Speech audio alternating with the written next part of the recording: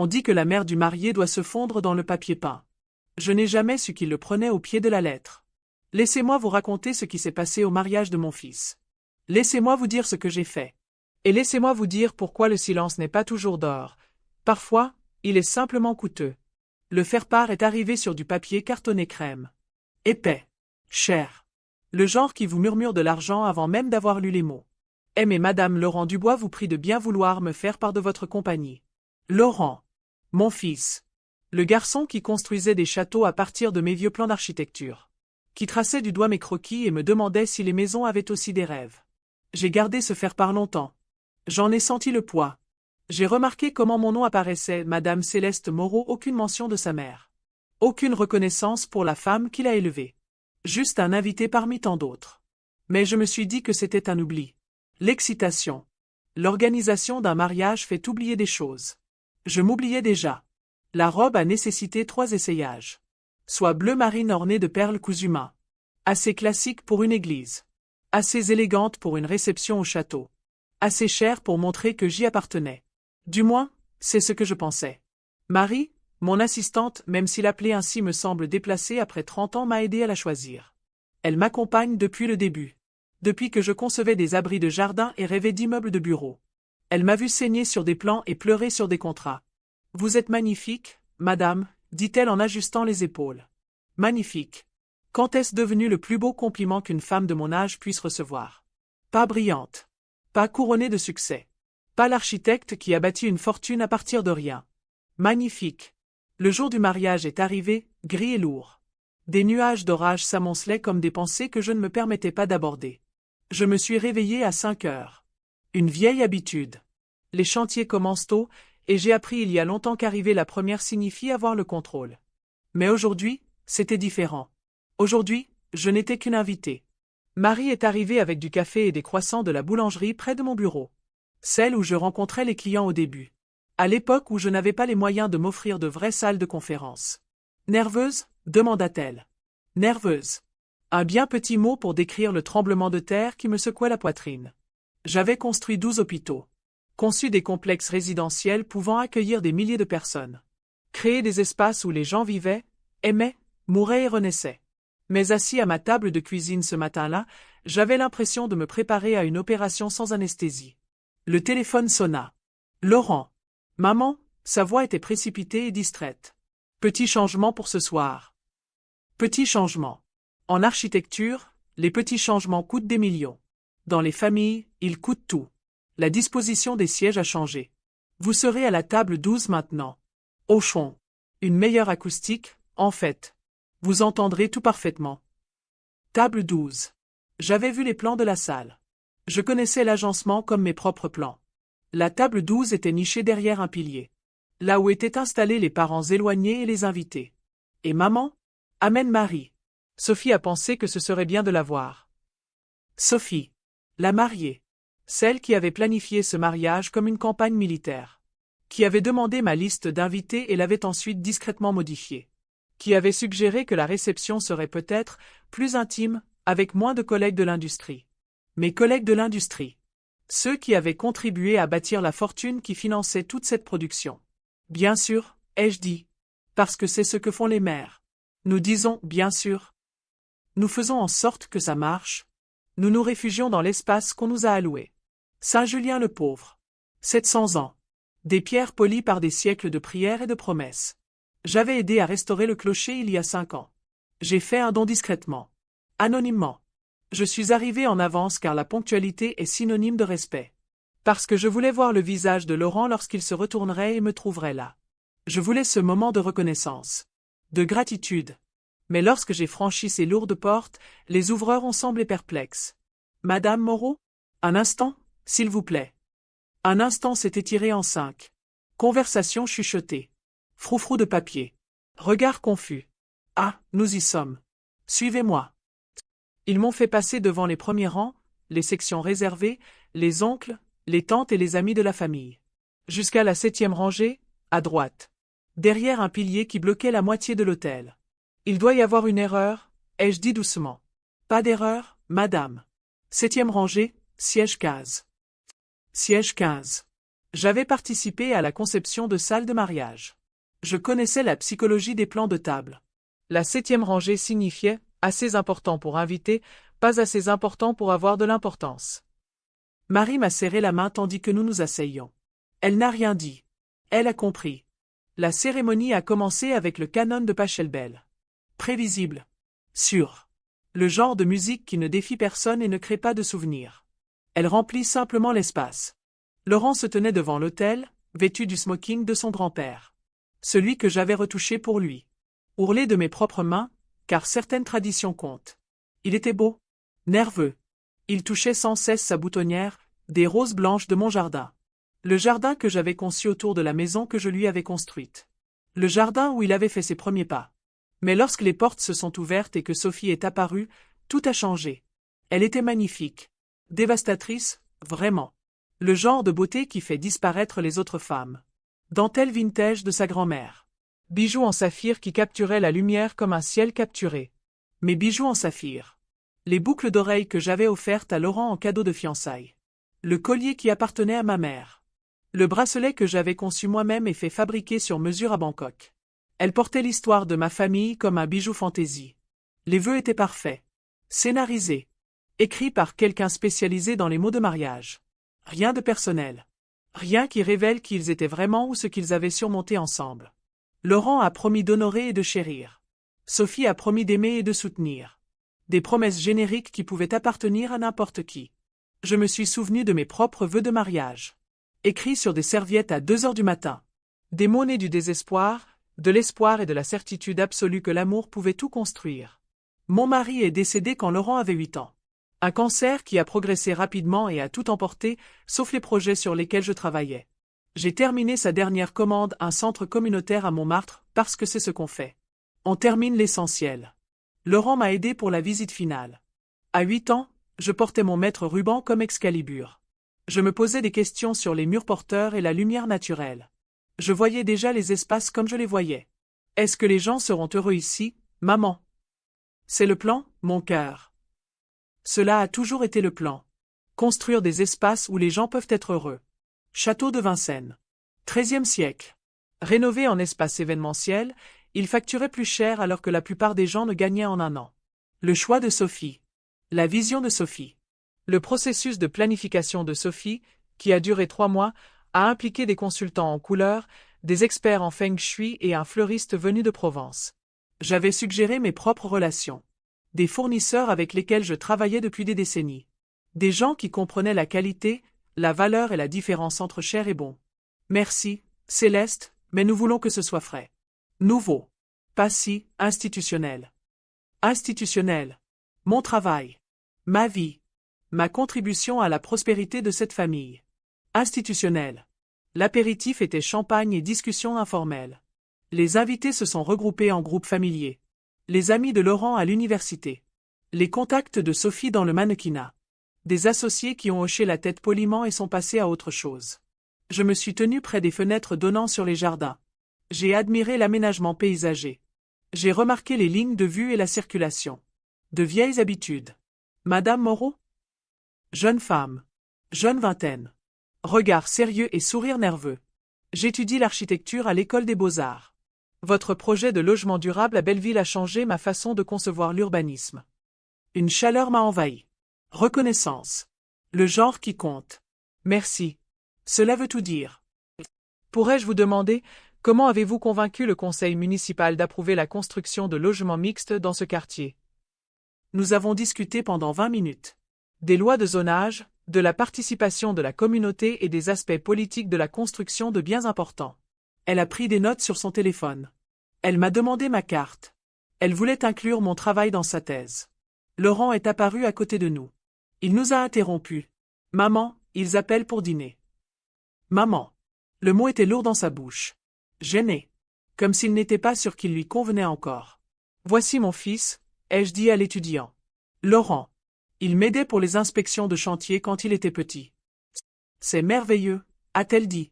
Quel cadeau de grandir en comprenant comment les espaces façonnent la vie. Laurent a souri poliment. Il n'a rien dit d'architecture. Rien du fait de grandir entouré de plans et de matériaux de construction, ni de conversations nocturnes sur la création de logements pour ceux qui en avaient besoin. Rien du cadeau. On devrait trouver nos places, a-t-il dit. La table 12 était nichée derrière un paravent décoratif. Partiellement caché. Comme une idée après coup. Comme la table des enfants à Thanksgiving, sauf que c'est généralement à cette table que les conversations sont les plus intéressantes. Mes compagnons de table, Marie, heureusement. Un couple de personnes âgées qui semblaient perplexes quant à leur présence. La grand-tante de Sophie qui ne parlait qu'en chuchotant. 2 contacts professionnels qui ont passé tout le repas au téléphone. La table de Laurent était au premier plan. Sophie à ses côtés, rayonnante à la lueur des bougies. Les 2 couples de parents les encadraient comme des serre-livres. Des personnes importantes. Des personnes visibles. Des personnes qui comptaient suffisamment pour être vues. J'observais derrière mon écran. J'ai remarqué le langage corporel. Les touches décontractées. La façon dont Sophie se penchait dans les conversations comme si elle collectait des secrets. La façon dont mon fils ne regardait jamais vers la table 12. Le dîner comprenait 7 plats. Chacun annoncé avec une touche théâtrale. Une gastronomie moléculaire qui ressemblait à de l'art et avait le goût d'un air de luxe. Le genre de cuisine qui privilégie le statut social à la satisfaction. J'aurais préféré le bistrot près de mon bureau. Une cuisine simple et parfaitement préparée. Du pain qui a le goût du pain. Du vin qui se passe d'explication. Mais ce n'était pas une question de préférence. C'était une question d'impression. Montrer aux amis de Sophie que la famille Moreau avait du goût. Des ressources. Elle était arrivée. Mes ressources. Mon arrivée. Leur goût. Entre le 3e et le 4e plat, Sophie se leva et tapota sa flûte de champagne. Des retours sonores fusèrent dans la sono. Rire nerveux des invités. Je voulais juste remercier tout le monde d'être là ce soir, commença-t-elle. Sa voix portait parfaitement dans tous les coins, sauf le mien. Laurent et moi sommes tellement reconnaissants pour votre amour et votre soutien. Applaudissements. Murmures d'approbation. Surtout nos parents, qui ont rendu cette soirée magique possible. Elle fit un geste vers la table d'honneur.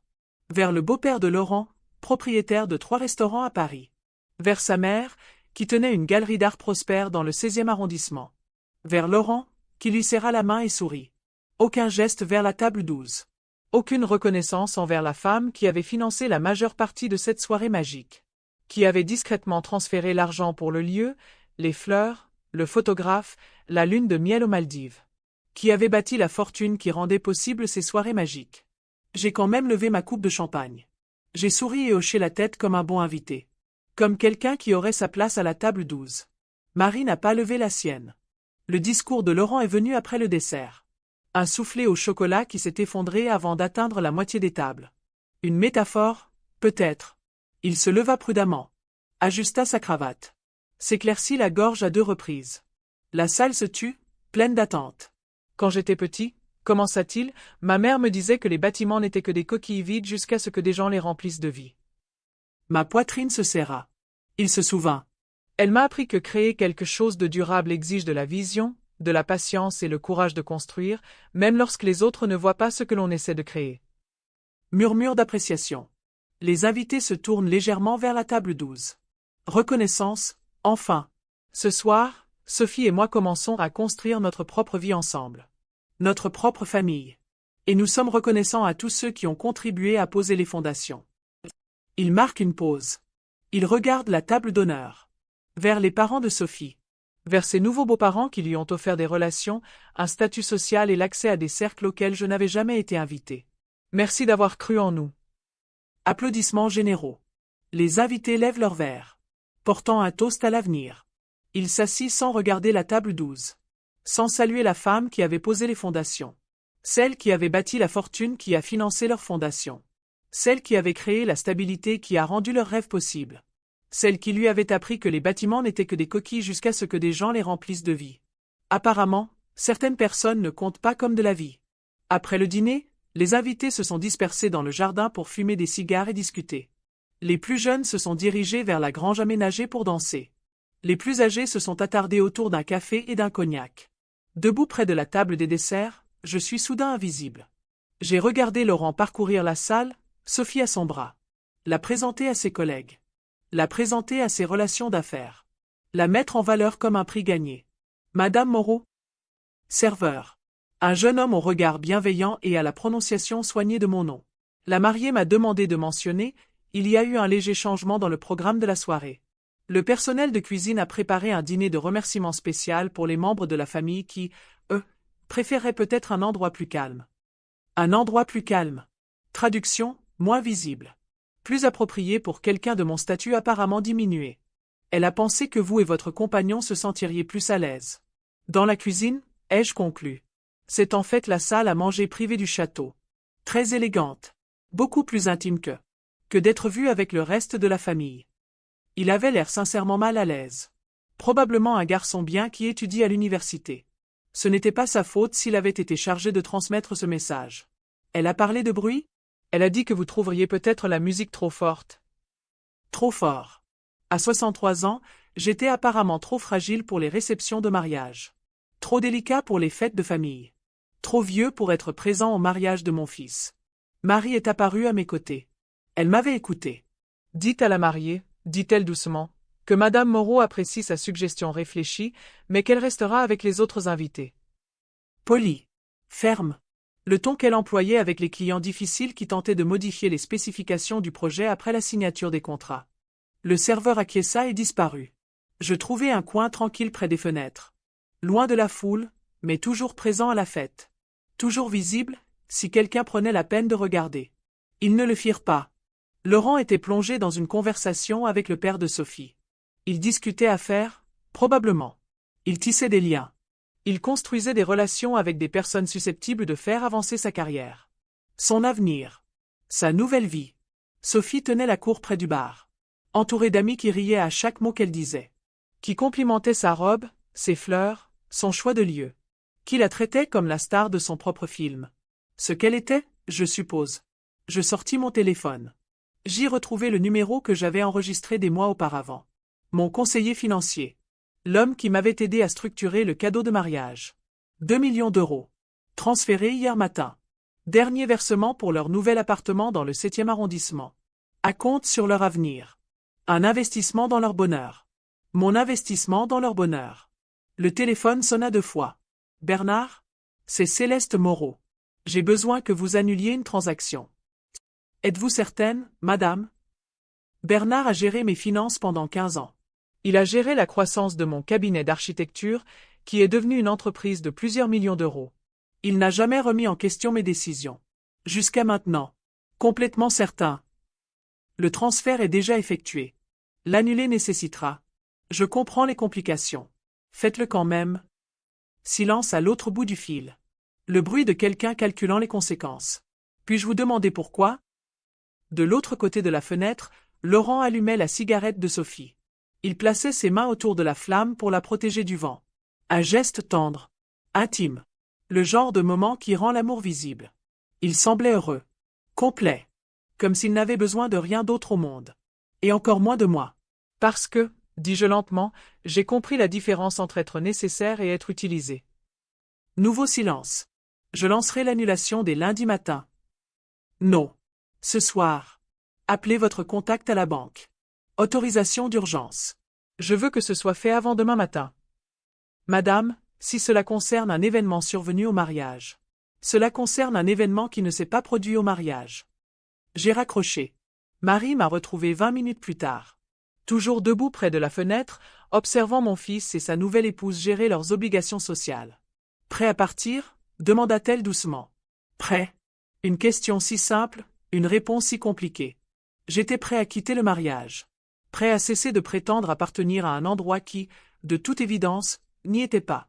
Prêt à reconnaître ce qui était devenu douloureusement évident au cours des 6 dernières heures. Mais je n'étais pas prêt à quitter Laurent. Je n'étais pas prêt à accepter que le petit garçon qui avait tracé ses doigts sur mes plans était devenu un homme qui installerait sa mère derrière un paravent décoratif. Encore 5 minutes, ai-je dit. 5 minutes pour mémoriser son visage. Pour me rappeler à quoi ressemblait l'amour avant qu'il ne soit compliqué par l'argent, les attentes et l'attrait gravitationnel de l'approbation des autres. 5 minutes pour dire au revoir au fil que je croyais connaître. Marie conduisait. Je regardais Paris défiler par la fenêtre.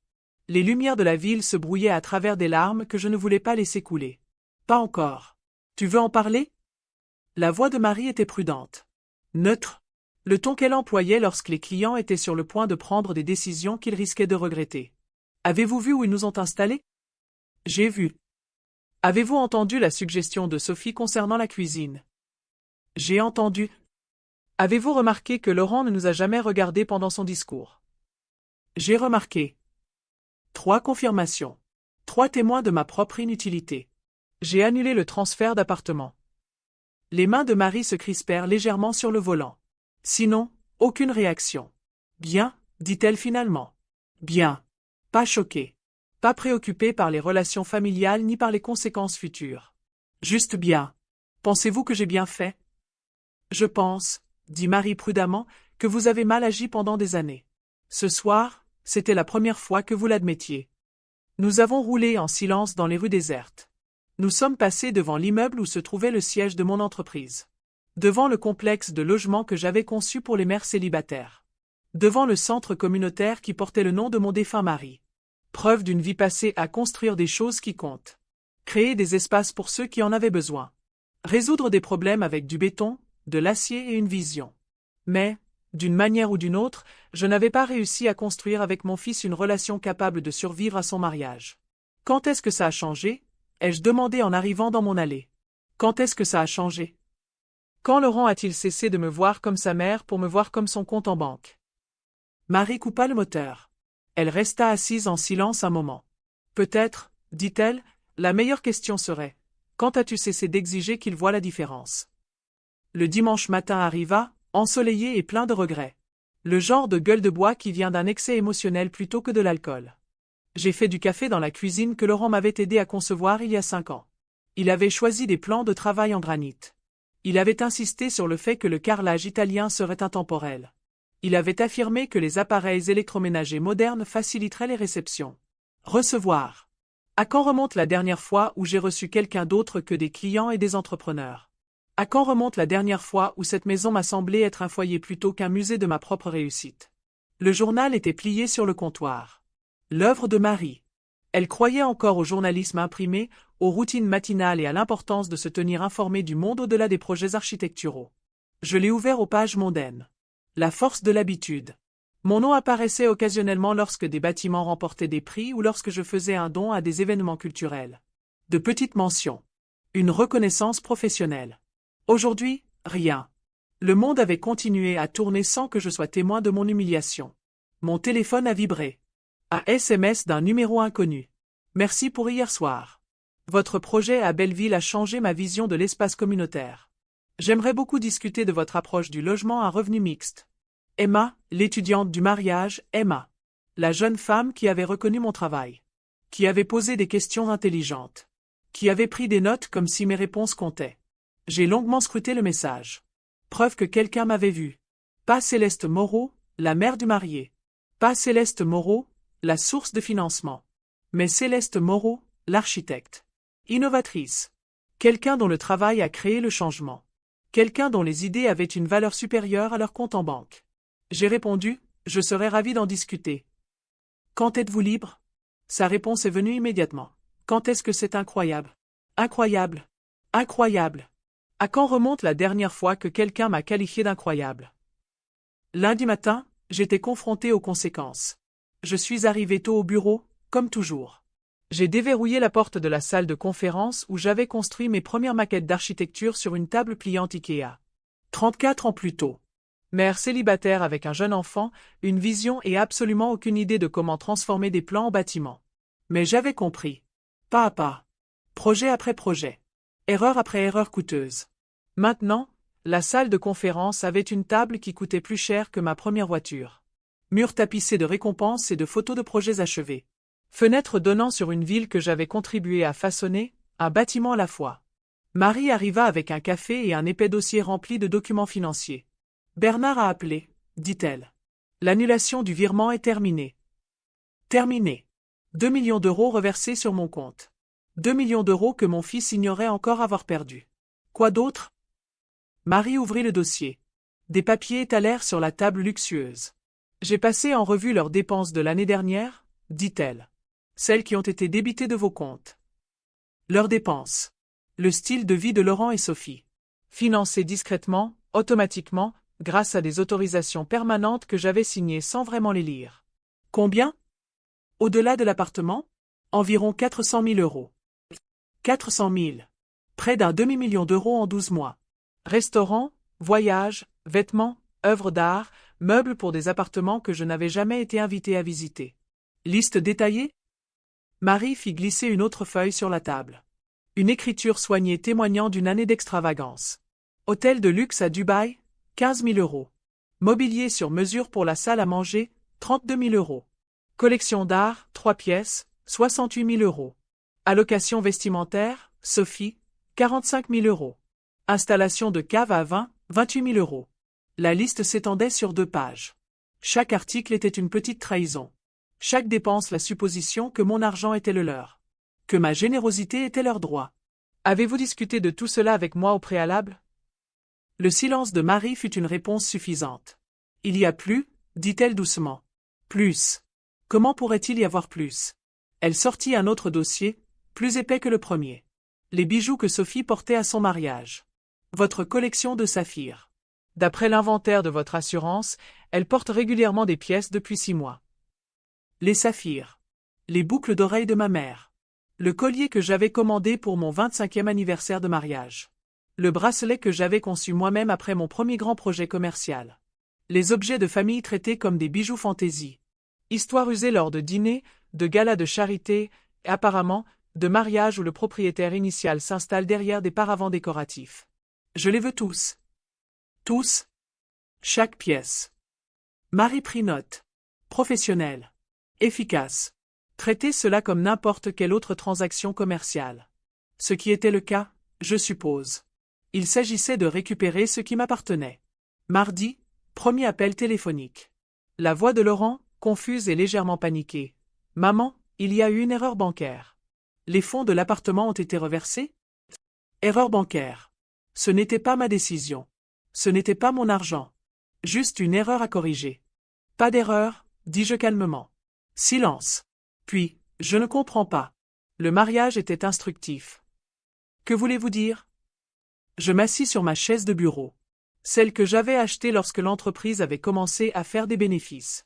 Le cuir était usé par des décennies de longues journées et de décisions difficiles. Je veux dire, j'ai appris ma place dans votre nouvelle vie. Table 12. Derrière le paravent. Invisible, sauf si vous avez besoin de quelque chose. Ce n'est pas, les sièges étaient compliqués. La famille de Sophie avait des exigences. La famille de Sophie. Oui. Ils étaient assis convenablement. Reconnus convenablement. Remerciés convenablement. Nouveau silence. Maman, l'appartement, nous avons déjà signé des contrats. Des engagements. Des engagements. Pris avec mon argent. En supposant mon soutien continu. En espérant mon soutien financier sans ma présence. Alors vous devrez trouver un autre financement. Un autre financement? C'est de notre maison dont nous parlons. Notre avenir. Notre avenir. Construit sur des hypothèses concernant ma participation. Ma volonté continue de financer une vie qui ne m'était pas réservée. Laurent, dis-je doucement, quand as-tu cessé de me voir comme ta mère et commencé à me voir comme ton portefeuille d'investissement? Ce n'est pas juste. Juste? Un concept intéressant venant de quelqu'un qui avait dépensé mon argent pendant des mois sans me demander mon avis. Qui m'avait installé derrière des paravents à son propre mariage. Qui avait accepté la suggestion de sa femme de manger dans la cuisine. Tu as raison, dis-je. Ce n'est pas juste. Pour nous deux. Je raccrochai. Le deuxième appel arriva 1 heure plus tard. Sophie. Céleste, il y a eu un malentendu. Céleste. Pas Madame Moreau. Pas la mère de Laurent. Juste Céleste. Comme si nous étions amis. Égal. Pas de malentendu, répondis-je. Laurent a dit que tu étais contrarié par le placement en mariage? Je ne savais pas que tu te sentais exclu. L'acoustique de la table 12 était même meilleure. Sophie, arrête. Le mot fut plus sec que prévu. Mais les mensonges légers étaient plus insultants qu'une confrontation franche. Arrête de faire semblant de ne pas savoir exactement ce que tu fais. Arrête de me traiter comme si j'étais trop vieille ou trop stupide pour reconnaître la manipulation. Tu m'as suggéré de manger dans la cuisine. Au mariage de mon fils. Tu portes mes bijoux de famille depuis 6 mois sans me le demander. Tu as dépensé 400 000 euros de mon argent rien que cette année. Silence. Puis, d'une voix plus faible, Laurent a dit que c'était des cadeaux. Cadeaux. Interprétation intéressante des retraits non autorisés sur les comptes auxquels Laurent avait accès en cas d'urgence. Quand les ai-je donnés? Laurent s'est occupé des arrangements financiers. Laurent s'est occupé. Au passé. Parce que Laurent ne s'occuperait plus d'aucun aspect financier à l'avenir. Je veux récupérer mes bijoux. Les saphirs? Mais ils font partie de ma parure de mariage maintenant. Ils font partie de mon histoire familiale. Et ils reviennent à la maison. Marie s'est occupée de la récupération des bijoux avec une efficacité professionnelle. Rendez-vous pris. Inventaire préparé. A amené une escorte de sécurité, au cas où. J'attendais au bureau, examinant les plans architecturaux d'un nouveau projet. Des logements abordables dans le 13e arrondissement. Des logements pour ceux qui en avaient besoin. Des espaces qui abriteraient les familles, créeraient des communautés et perdureraient longtemps après mon départ. Un véritable travail de legs. Mon téléphone a vibré. Marie, collecte terminée. Coopérative Sophie. Quelques larmes, mais pas de drame. Coopérative. Bien. Plus facile pour tout le monde lorsque les transactions restent professionnelles.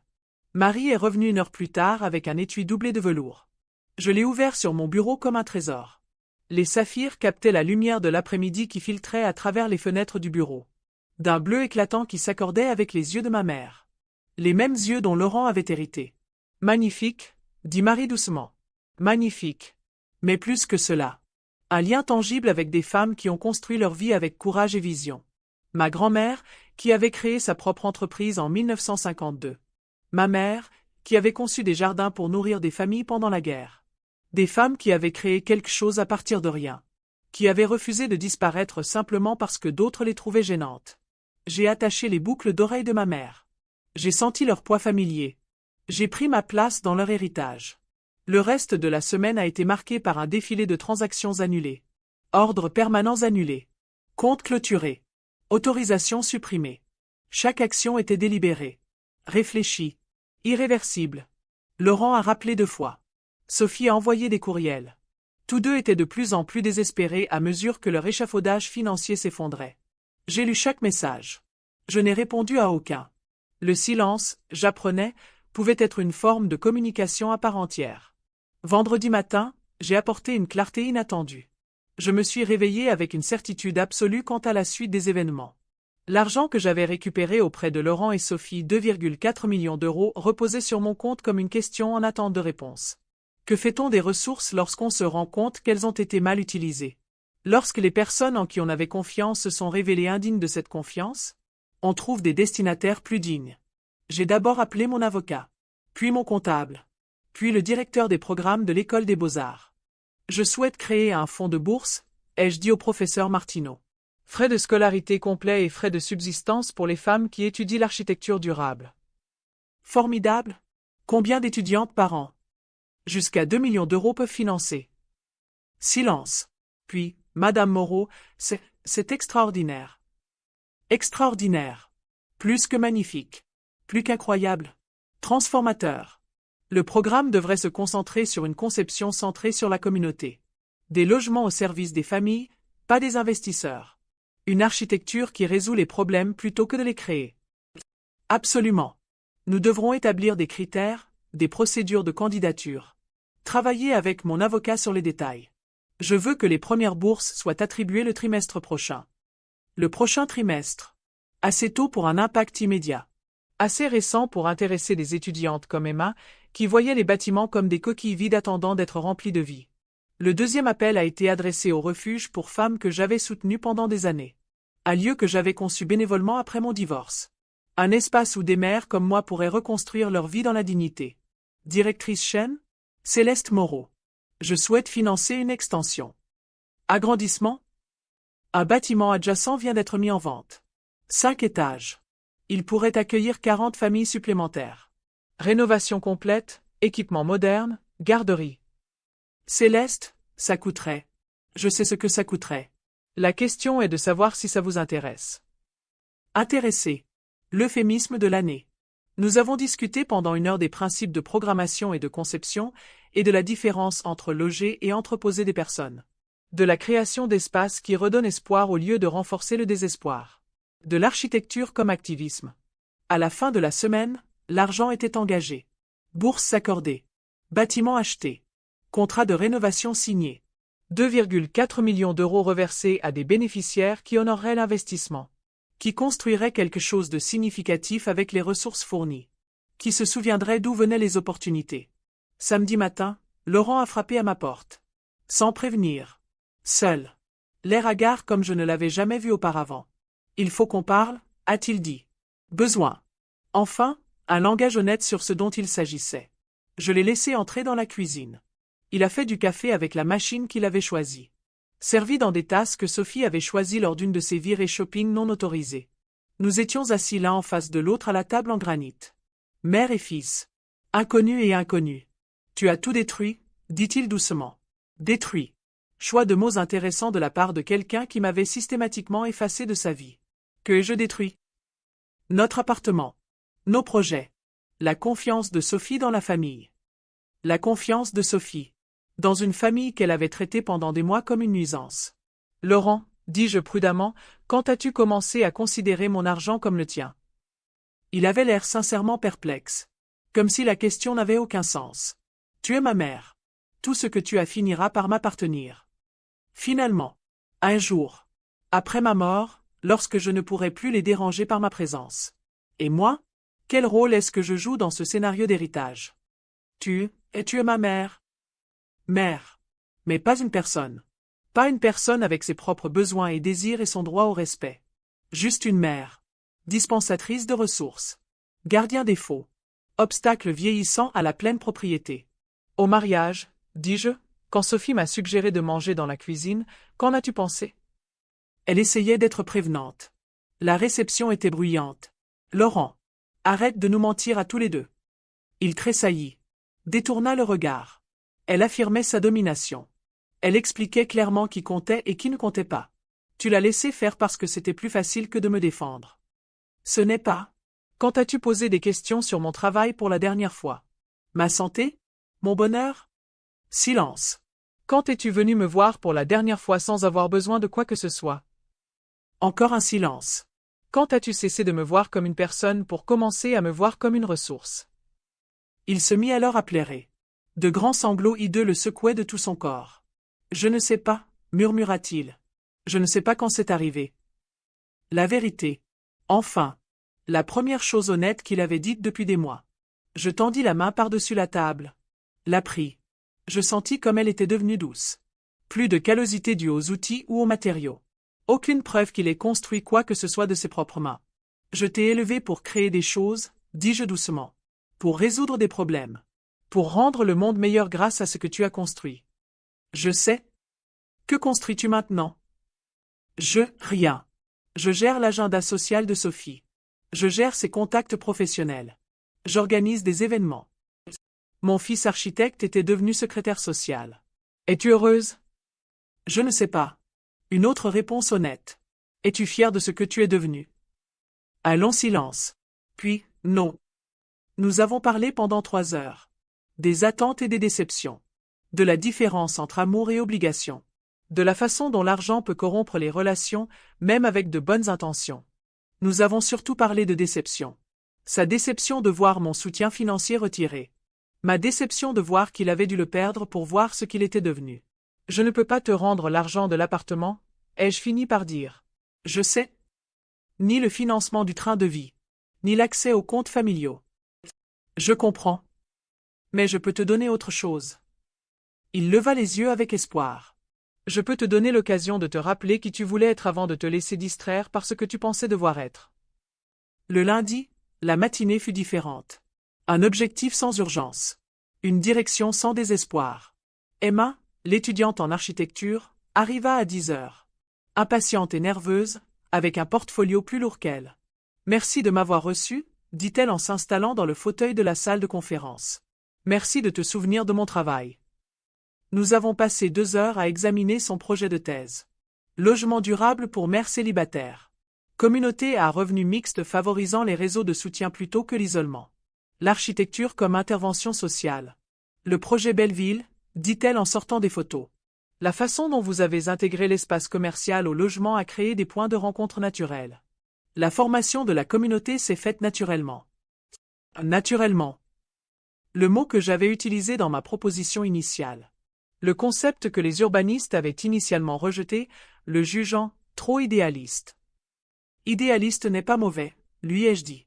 C'est juste plus difficile à mesurer. Elle a pris des notes avec frénésie.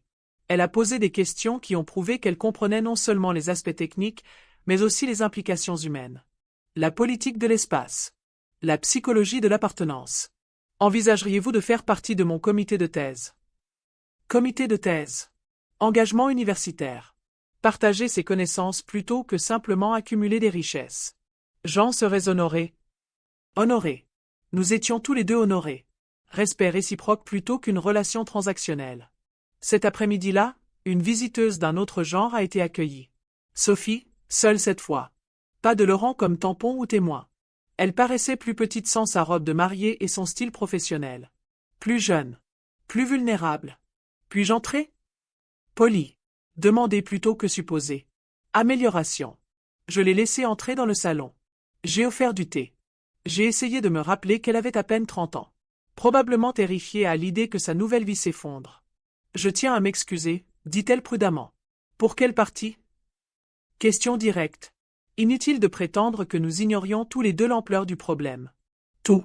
La disposition des tables. Le commentaire sur la cuisine. Porteur ses bijoux sans demander. Dépenser son argent sans permission. Liste exhaustive. Bon début. Pourquoi, demandai-je. Pourquoi quoi? Pourquoi as-tu fait ça? Elle avait l'air sincèrement perplexe. Comme si elle n'avait jamais réfléchi à la question. Je pensais que c'était comme ça que les familles fonctionnaient, que la mère de Laurent voudrait nous soutenir. Que partager les ressources était naturel. Naturel. Partager des ressources avec des personnes qui n'avaient jamais demandé si le partage était souhaité ou bienvenu. Sophie, m'as-tu déjà demandé ce que je voulais? Ce que tu voulais? Mes préférences. Mes sentiments. Mes espoirs pour ma relation avec la femme de Laurent. Silence. T'es-tu déjà demandé si je préférerais être incluse plutôt que gérée? Consultée plutôt que simplement financée? Non. Je n'y ai pas pensé sous cet angle. Réponse honnête. Insouciante mais honnête. À quoi as-tu pensé? Rendre Laurent heureux. Créer la vie dont nous rêvions. Construire quelque chose de beau ensemble. Construire.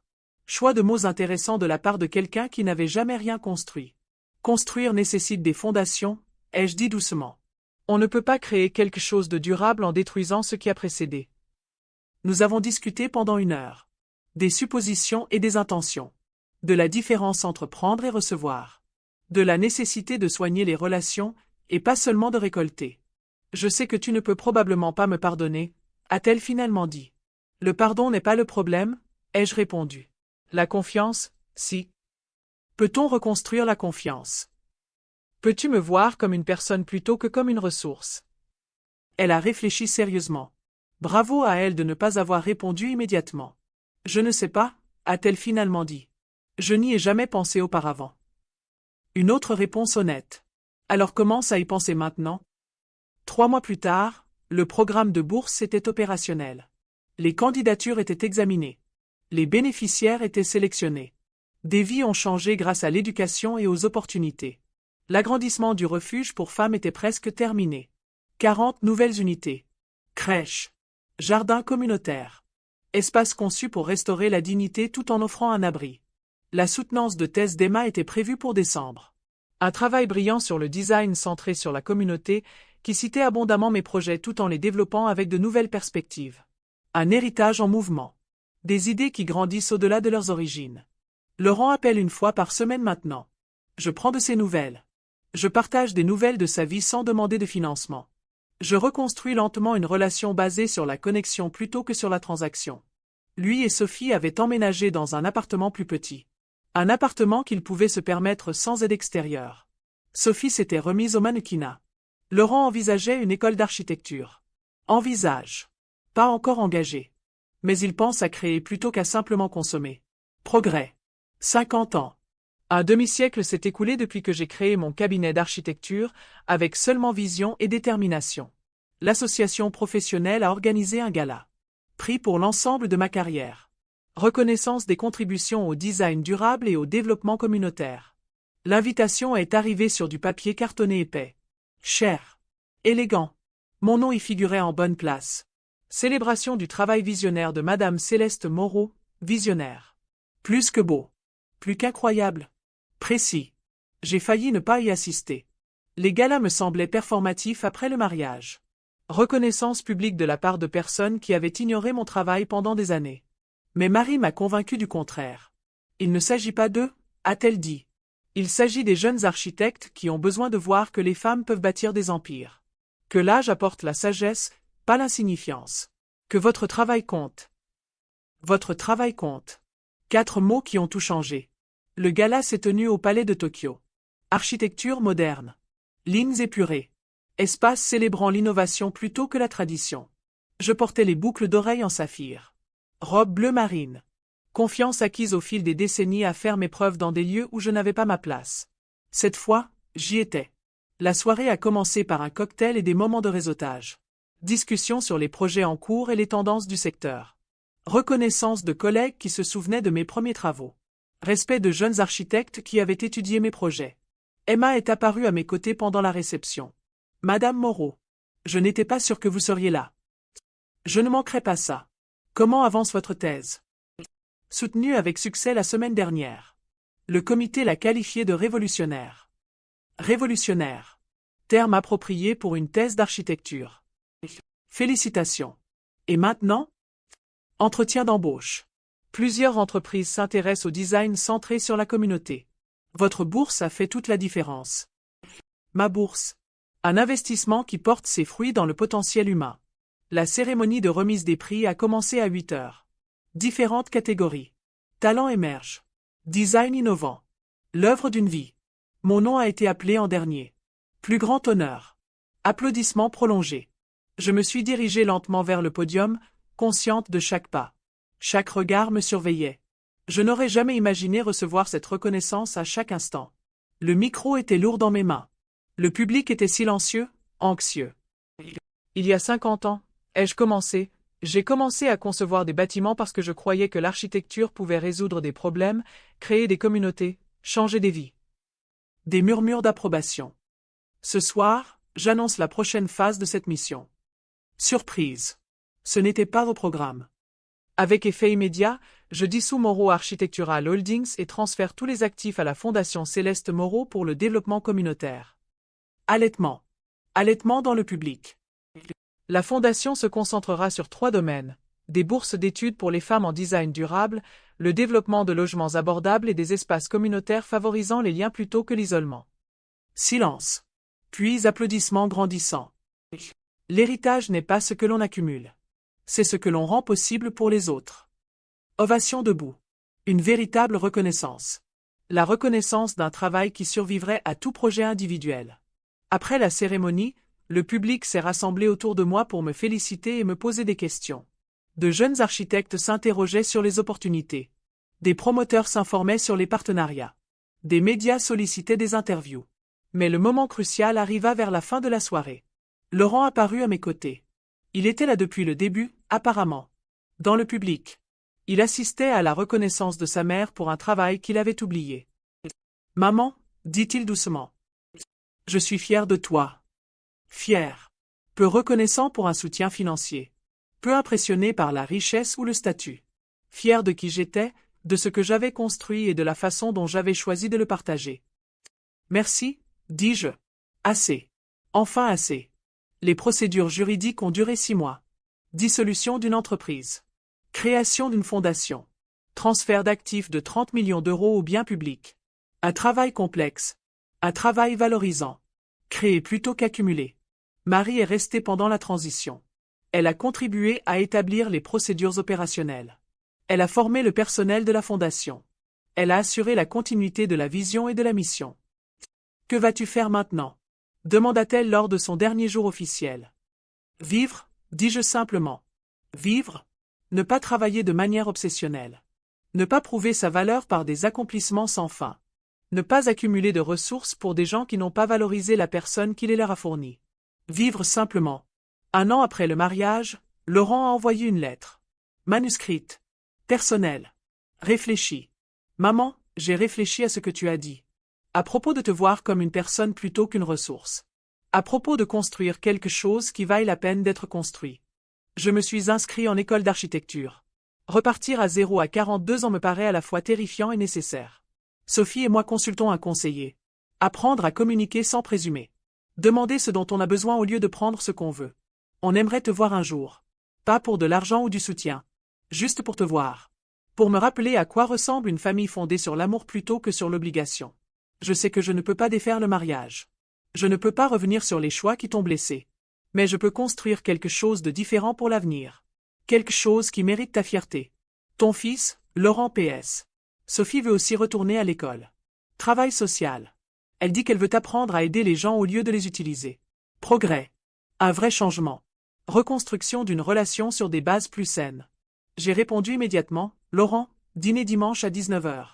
Amen Sophie. Amène-toi toi-même, pas tes attentes. Bisous, maman. Le dîner du dimanche était simple.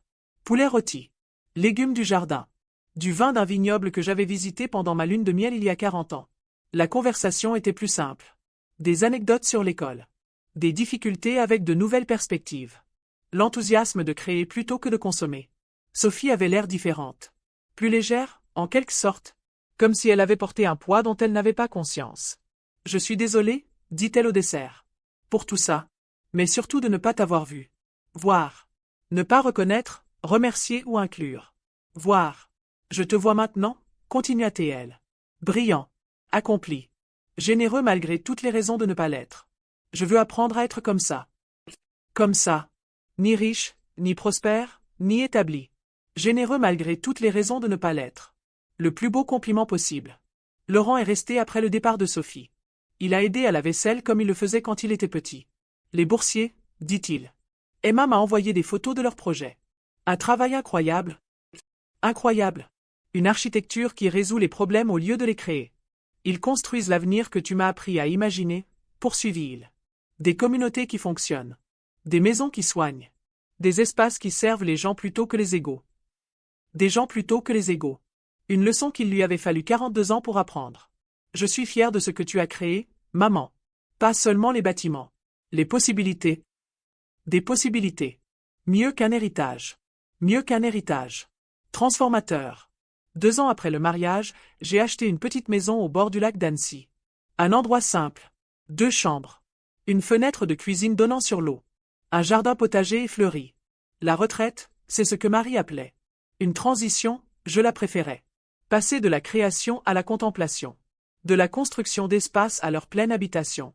La maison avait besoin de travaux. Rénovation de la plomberie. Refonte du câblage électrique. Rénovation de la cuisine. J'ai fait la majeure partie moi-même. Je me souvenais des compétences acquises lors de mes premiers projets, lorsque les budgets étaient serrés et la main-d'œuvre coûteuse. La satisfaction de créer de mes propres mains plutôt que de gérer le travail des autres. Architecture à petite échelle. Construction intime. Construire pour une personne qui savait exactement ce dont elle avait besoin. Laurent venait chaque mois. Il a aidé sur les projets. Il a posé des questions sur les principes de conception et l'intégrité structurelle. Apprendre à percevoir les espaces comme je le lui avais appris des années auparavant. Sophie venait aussi, parfois. Elle apportait des livres sur le développement communautaire. Elle partageait des anecdotes de son stage en travail social. Elle demandait des conseils pour créer des environnements favorables aux familles vulnérables. Dîner de famille au bord du lac. Discussion sur un travail enrichissant. Lien fondé sur des valeurs communes plutôt que sur la dépendance financière. Relations reconstruites sur la base du respect mutuel. Chaque semestre, de nouveaux boursiers nous rendaient visite. Jeunes architectes reconnaissant des opportunités. Désireux de discuter de projets et de partager leurs avancées. Le programme de bourse s'était élargi. 50 étudiants par an. Soutien complet par le biais de programmes de master. Mentorat par des professionnels reconnus. Un héritage en mouvement. Les idées se multiplient grâce à l'éducation et aux opportunités. Emma a obtenu son diplôme avec la plus grande distinction. Elle a accepté un poste dans une entreprise spécialisée dans le logement abordable. Elle a conçu des communautés favorisant les liens et le soutien. Elle nous rendait visite régulièrement. Elle a amené d'autres jeunes architectes. Elle a créé un réseau informel de professionnels engagés dans une conception socialement responsable. Vous avez lancé quelque chose, m'a-t-elle confié lors d'une visite. Pas seulement le programme de bourse. Un mouvement. Des gens qui croient que l'architecture doit servir l'humanité, pas seulement le capital. Mouvement. Mieux que la fondation. Mieux que l'héritage. Révolution des valeurs et des priorités. 3 ans après mon mariage, Architectural Digest a présenté mon travail dans un numéro rétrospectif. 20 pages. Entretien couvrant toute ma carrière. Reconnaissance de mes contributions à la conception durable et centrée sur la communauté. L'article m'a qualifié des architectes visionnaires dont le travail a anticipé les mouvements actuels vers un développement socialement conscient. Visionnaire. Anticiper. Des contributions qui ont compté avant d'être à la mode. Validation de l'industrie qui avait souvent ignoré mes innovations jusqu'à ce qu'elles deviennent rentables. Mais la reconnaissance la plus importante est venue d'une source inattendue. Une jeune mère du refuge pour femmes m'a écrit pour me remercier de l'agrandissement. Elle m'a décrit comment la crèche lui avait permis d'obtenir son diplôme d'infirmière. Comment les jardins communautaires avaient appris à ses enfants à cultiver. Comment l'aménagement des espaces lui avait redonné dignité et possibilités. Vous ne nous avez pas seulement donné un logement, a-t-elle écrit. Vous nous avez donné de l'espoir. De l'espoir. Mieux que des récompenses. Mieux que des articles de magazine. Transformateur. Assis au bord du lac au coucher du soleil, je pensais souvent au mariage. Plus de colère. Plus de regrets. Avec gratitude. Reconnaissance pour la clarté qu'il avait apportée. Le catalyseur qu'il avait créé. La transformation qu'il avait initiée. Sans cette humiliation, j'aurais peut-être continué à financer un mode de vie qui me diminuait. Favoriser des relations basées sur la transaction plutôt que sur la connexion. Confondre être nécessaire et être aimé. Le commentaire sur la cuisine avait été cruel. Mais il avait aussi été honnête. Une révélation de la façon dont j'étais perçu par ceux que j'essayais de satisfaire. Parfois, la vérité surgit par l'insulte. Parfois, la clarté naît par la crise. Parfois, les pires moments créent les meilleures opportunités. 5 ans après sa création, la Fondation Céleste Moreau était devenue un acteur majeur du développement communautaire. Des centaines de bourses avaient été attribuées. Des dizaines de projets de logement avaient été réalisés. Des milliers de vies avaient été transformées grâce à l'accès à l'éducation et à un logement décent. Le conseil d'administration était composé d'architectes, de travailleurs sociaux, d'animateurs communautaires et d'anciens boursiers. Les décisions étaient prises collectivement. Les ressources étaient distribuées en fonction des besoins et de l'impact potentiel plutôt que des liens personnels. Un héritage institutionnel qui perdurerait bien après le départ de sa fondatrice. Emma avait rejoint le conseil d'administration après l'obtention de son diplôme. Elle apportait de nouvelles perspectives et une compréhension approfondie de la mission de la Fondation. Elle représentait une nouvelle génération d'architectes engagés. Vous avez créé quelque chose de remarquable, m'a-t-elle confié lors d'une réunion du conseil d'administration. Pas seulement la Fondation. Un modèle de la façon dont la richesse peut servir la sagesse plutôt que l'ego. La richesse au service de la sagesse. Une description parfaite de ce que je cherchais à accomplir. Une redistribution fondée sur les valeurs plutôt que sur l'obligation. Une générosité guidée par un objectif plutôt que par la culpabilité. Une transformation des ressources en un changement positif durable. Laurent et Sophie ont poursuivi leur thérapie tout au long de leurs premières années de mariage. Apprendre à communiquer sans préjugés. Demander plutôt qu'attendre. Construire une relation fondée sur le respect mutuel plutôt que sur la dépendance financière. Un travail difficile. Un travail nécessaire. Reconstruction d'un partenariat basé sur des principes plus sains. Ils se rendaient visite mensuellement. Parfois ensemble, parfois séparément. Toujours honnêtement. Plus question de bonheur ni de réussite. Simplement partager la réalité de leur croissance et de leurs difficultés. La thérapie nous a appris que l'amour ne se résume pas à des sentiments, m'a confié Sophie lors d'une visite. C'est choisir de se voir et de s'apprécier chaque jour. Se voir et s'apprécier. Ce qu'ils n'avaient pas réussi à faire avec moi au début. Ce qu'ils apprenaient à faire l'un avec l'autre maintenant. Relation familiale reconstruite sur la base d'une connexion authentique. 7 ans après le mariage, Laurent a appelé pour annoncer la nouvelle. Nous attendons un enfant, a-t-il dit. La voix pleine d'émerveillement et de terreur. Attendre une nouvelle vie.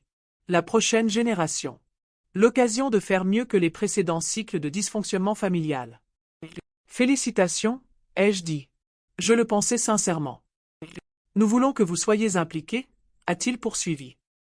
Vraiment impliqués. Pas seulement financièrement. Émotionnellement. Pratiquement. Nous voulons que notre enfant connaisse sa grand-mère. Grand-mère. Un rôle que je pensais ne jamais jouer. Une relation que je croyais perdue, tout comme mon influence financière. J'adorerais ça, ai-je dit. L'amour. Ni une obligation, ni un devoir, ni une attente familiale. L'amour. La grossesse a amené Laurent et Sophie à fréquenter la maison du lac. Ils cherchaient des conseils pour se préparer à la parentalité. Ils partageaient leur crainte d'élever un enfant dans un monde complexe. Ils demandaient de la sagesse pour fonder une famille basée sur le lien plutôt que sur le contrôle. Des conversations qui ont révélé tout ce qu'ils avaient appris sur les relations et la responsabilité. Comment la thérapie leur avait appris à valoriser les gens pour ce qu'ils étaient plutôt que pour ce qu'ils pouvaient apporter. Une croissance qui m'a donné de l'espoir pour la génération suivante. Margot est arrivée un mardi matin de mars. 4 kilos, une santé parfaite, une voix à réveiller toute la maternité. Je l'ai tenue pour la première fois 3 heures après sa naissance. Une petite personne avec les yeux de Laurent et la détermination de Sophie. Un potentiel illimité par l'histoire familiale ou les modèles générationnels. Un nouveau départ. Une page blanche. L'opportunité de construire une relation fondée sur l'amour dès le début. Nous voulons que tu sois sa marraine, dit Sophie depuis son lit d'hôpital. Officiellement. Pas seulement biologiquement. Marraine. Tutrice spirituelle. Personne chargée du développement moral et affectif de l'enfant. Une responsabilité qui n'avait rien à voir avec l'argent, mais tout à voir avec l'amour. Honorée, dis-je, sincèrement. Margot passait tous ses week-ends à la maison du lac depuis sa plus tendre enfance. Elle rampait dans les parterres de jardin. Faisait la sieste au soleil de l'après-midi.